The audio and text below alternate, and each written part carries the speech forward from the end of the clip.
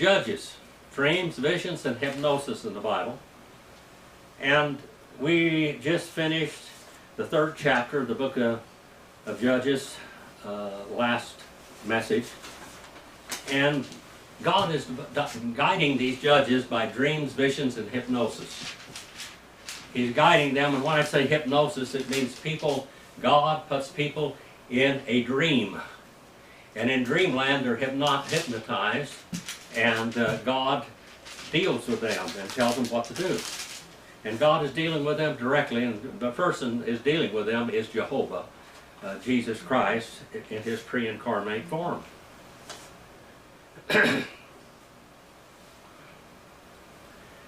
In the 3rd chapter and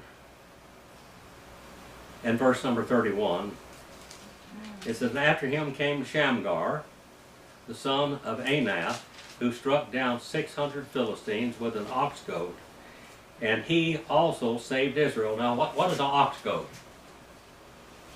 You remember what an ox goad is? Remember what an ox goad is?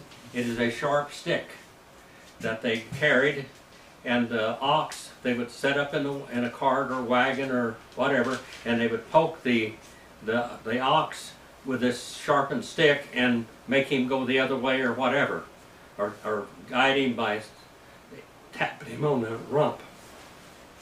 Well, this guy slew 600 Philistines with ox goad.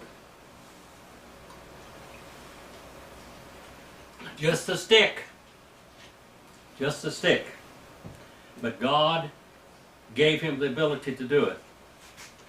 Now, girls, we come up to a wonderful lady. Her name is B.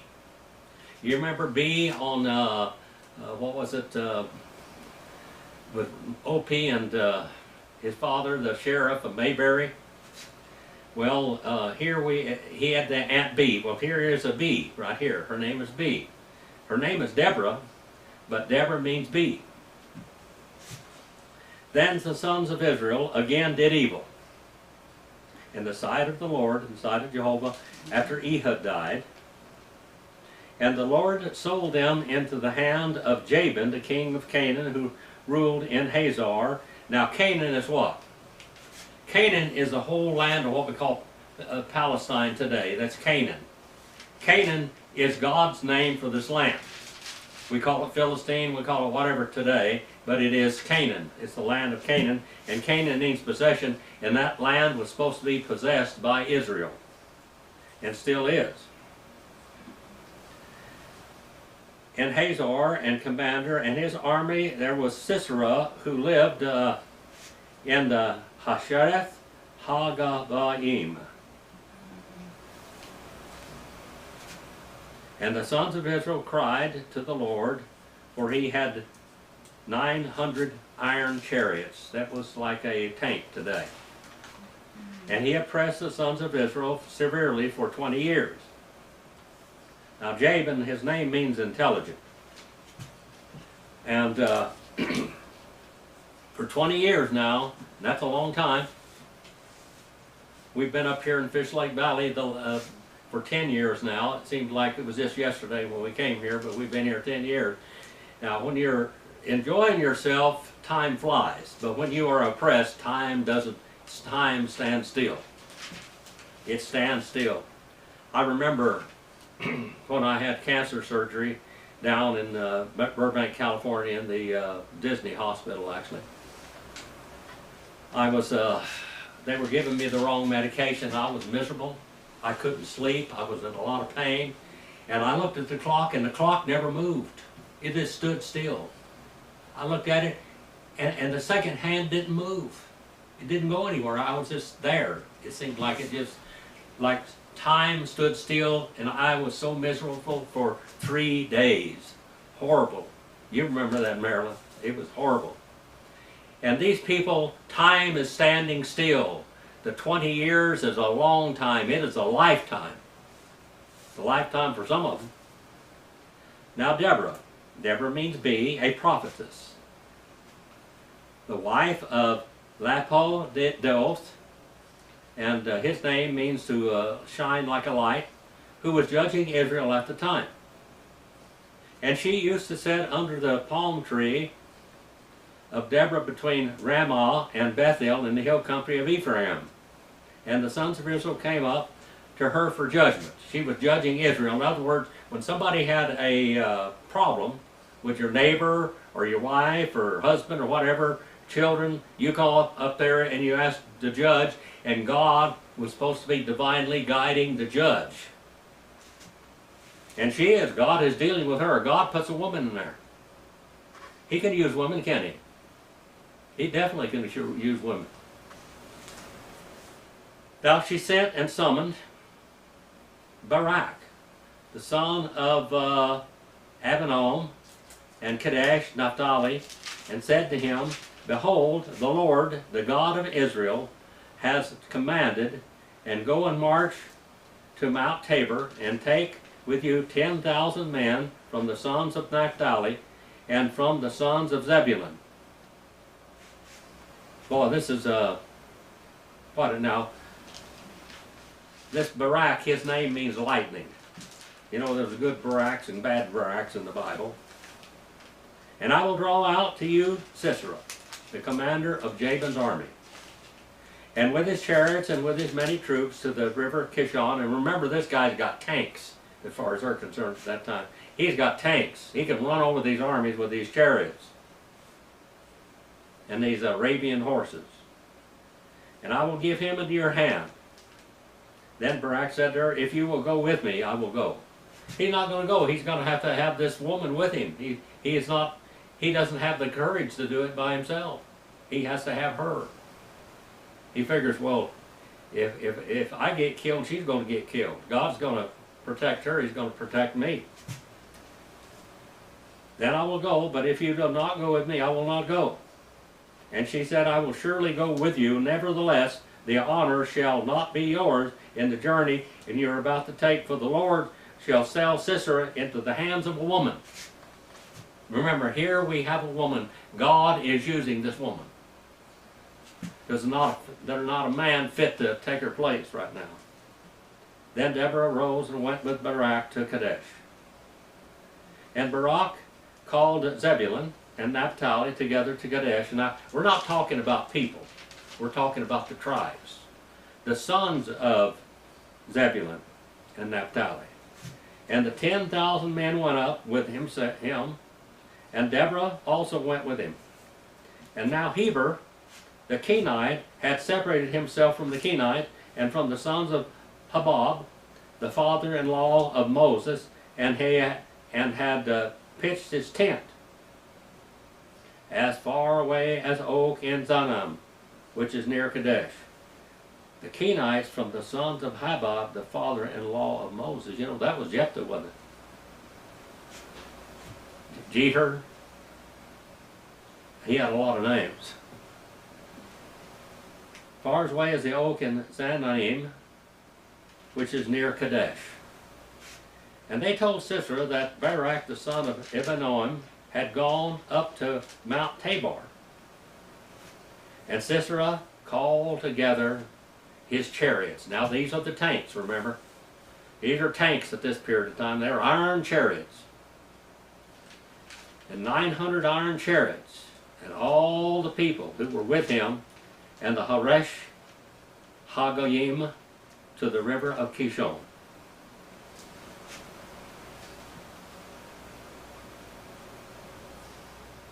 And Deborah said to Barak, Arise, for this is the day in which the Lord has given Sisera into your hands. Behold, the Lord has gone out before you.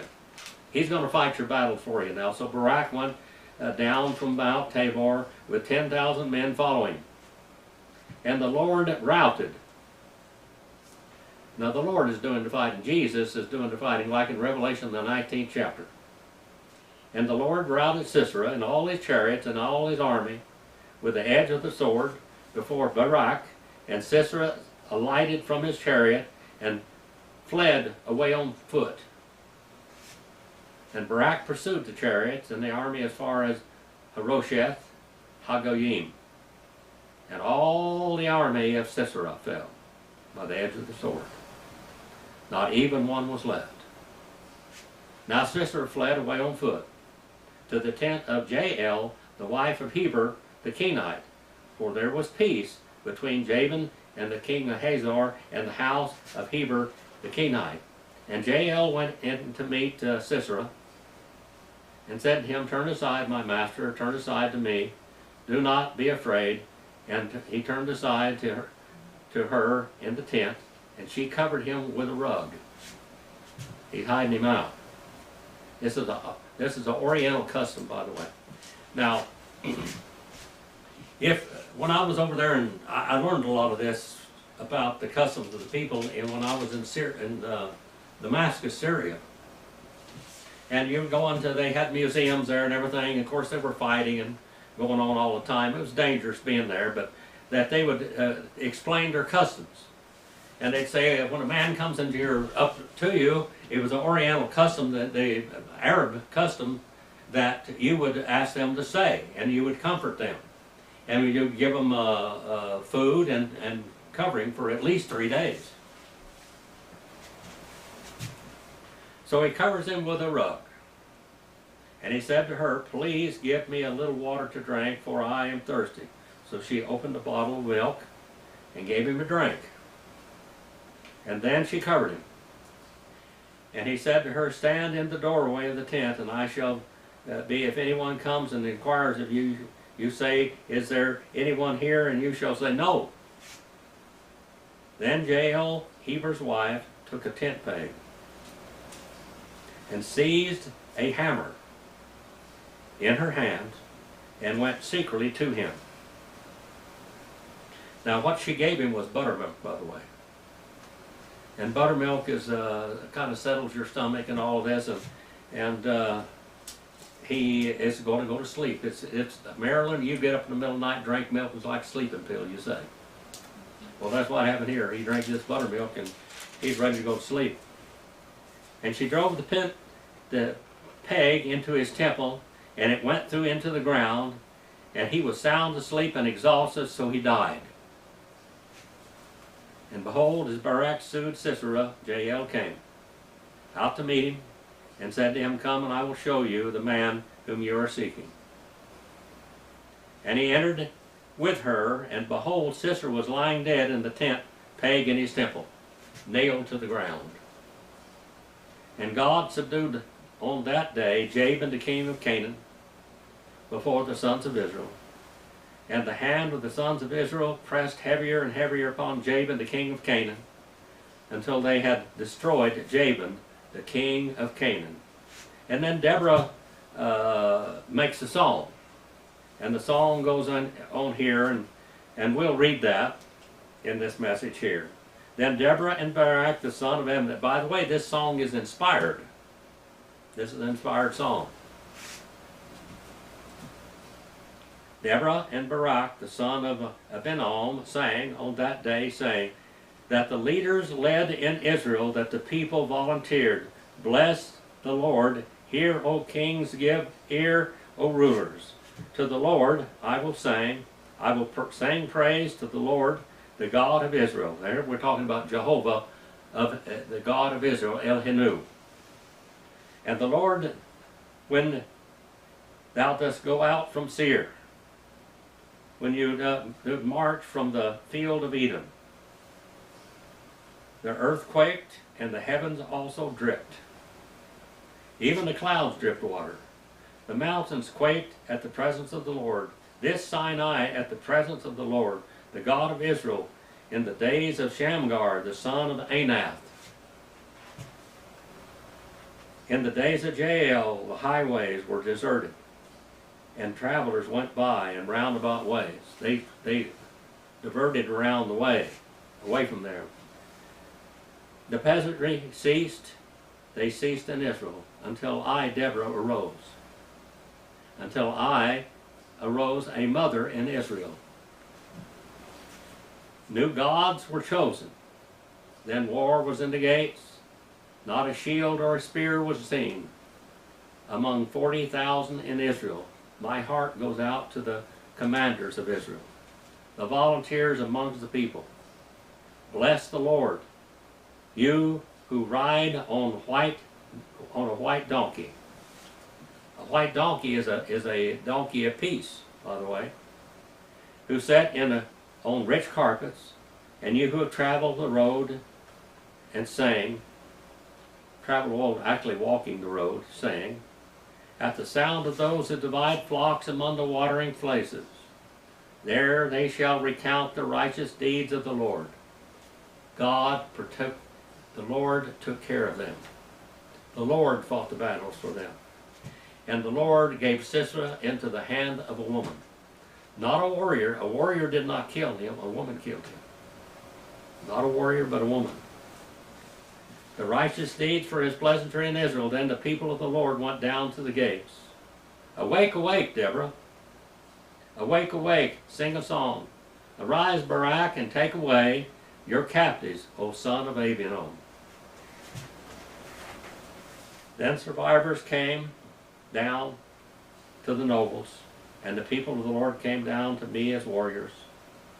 From Ephraim, those whose root is in Amalek came down, following you, Benjamin, with your peoples. And that Benjamin is not a person, it is a tribe. From Machor, commanders came down, and from Zebulun, those who wield the staff of office, those who are the leaders of the people, those who are the judges.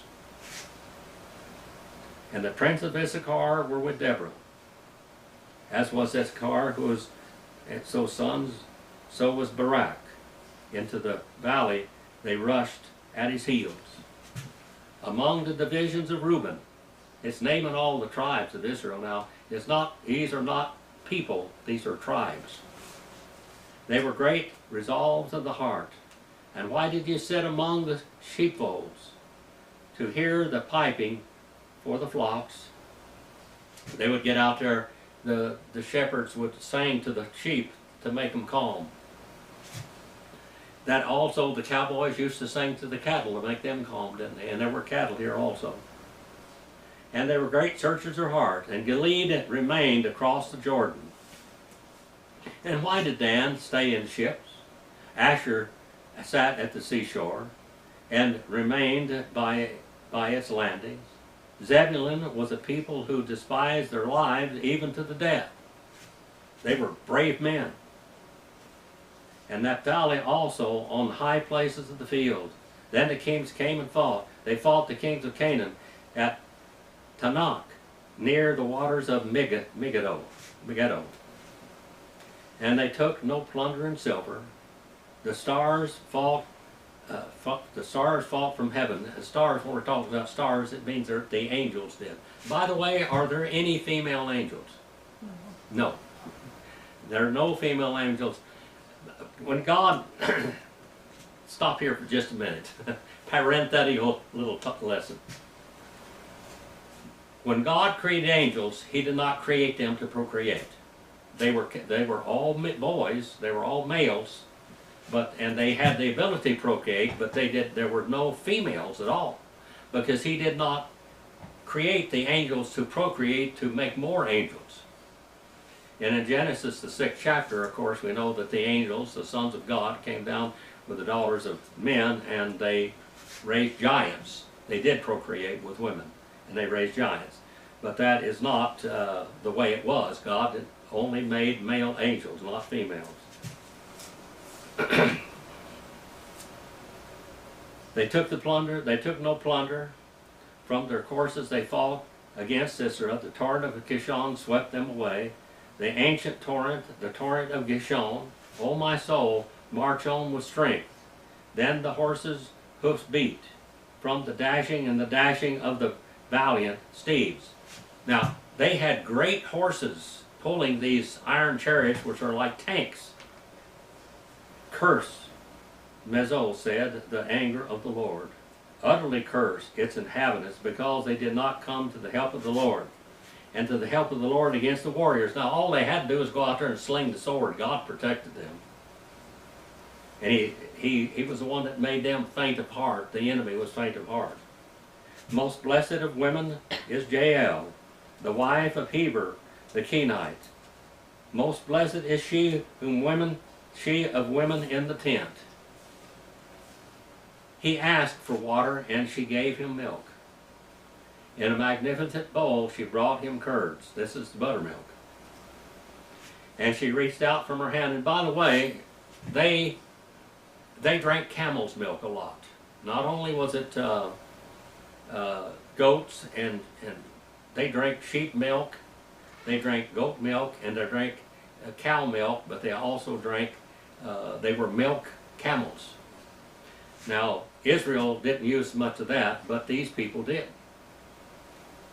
She reached out her hand for the tent peg, and her right hand for the workman's hammer.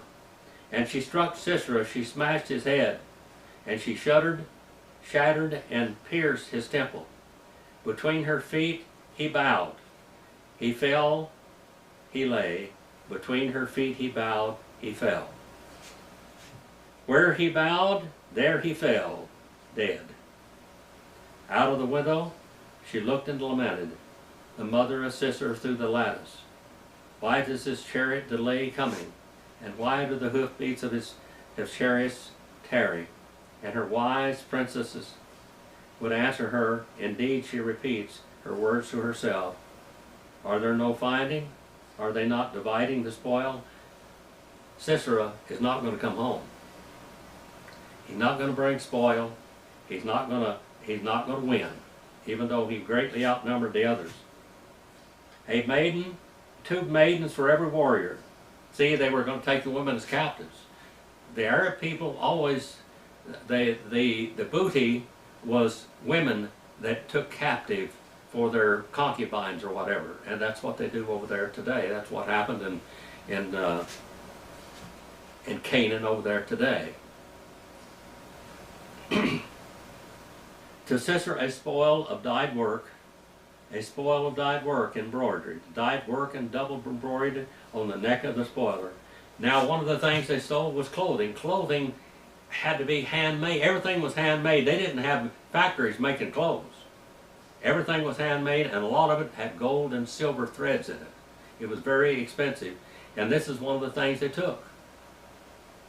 One time Muhammad, according to Ibn Ishaq, in the life of Muhammad, actually the apostle of God, is what it actually says in Arabic.